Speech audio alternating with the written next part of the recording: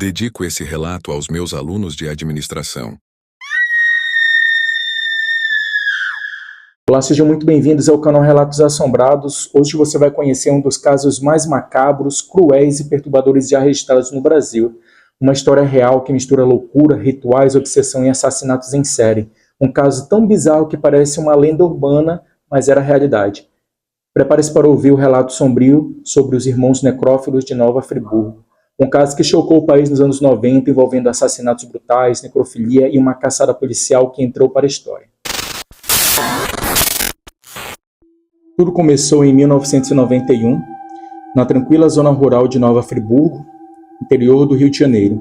A região serrana, cercada por mata fechada e propriedades isoladas, escondia um segredo obscuro, um segredo enterrado debaixo da terra, junto com corpos mutilados e histórias que ninguém ousava contar. Os protagonistas dessa tragédia eram Ibrahim e Henrique de Oliveira, dois irmãos pobres, negros, criados em um ambiente violento e extremamente isolado. Filhos de lavradores analfabetos, cresceram praticamente à margem da sociedade. Dizem que viviam no mato como férias, dormindo no chão, quase sem contato com outras pessoas. Mas havia algo muito mais sinistro por trás daquela pobreza. Algo que só viria à tona anos depois, quando as primeiras vítimas começaram a aparecer.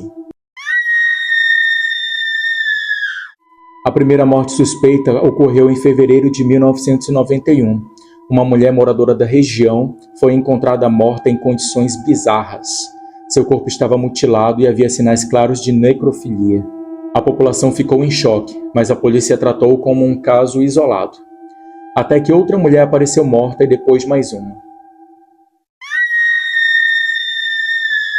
Em todas elas a mesma assinatura macabra: mutilações genitais, sinais de violência extrema e necrofilia. Foi então que a polícia começou a perceber que havia um padrão, e por trás desse padrão, duas figuras começaram a se destacar: os irmãos Ibrahim e Henrique.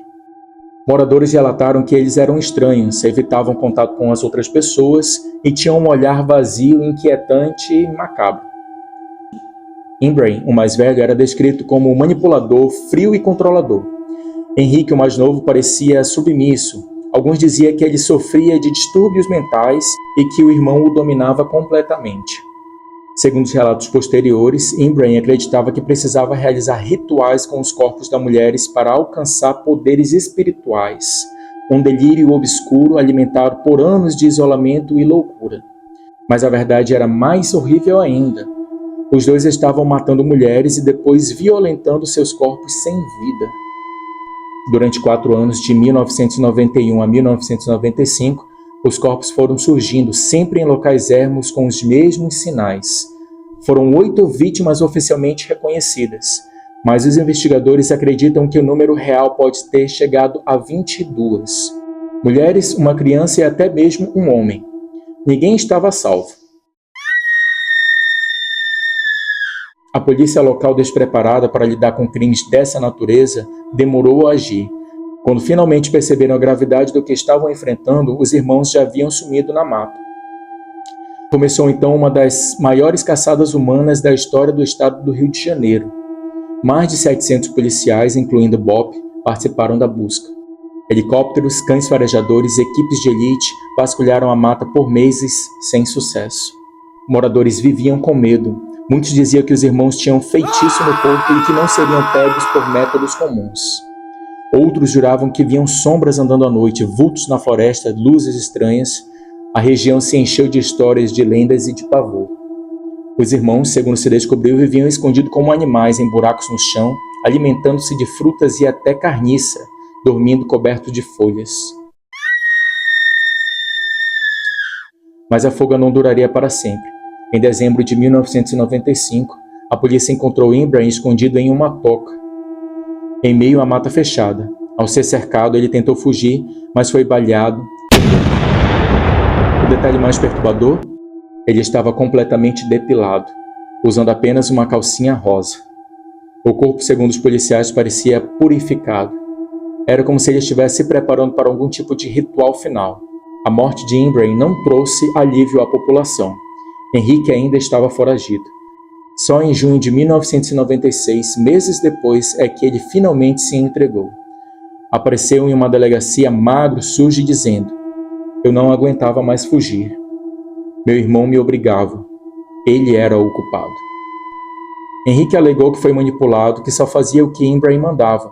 Disse que era inocente, mas os laudos psiquiátricos revelavam que um quadro conhecido como folie à deux, ou psicose compartilhada, quando duas pessoas compartilham do mesmo delírio como se vivessem dentro de um mundo paralelo. Henrique foi condenado a 34 anos de prisão por homicídio múltiplo. Alguns dizem que a pena depois subiu para 49 anos, mas até hoje há quem diga que ele não era o verdadeiro assassino e que o verdadeiro mal estava apenas em Ibrahim.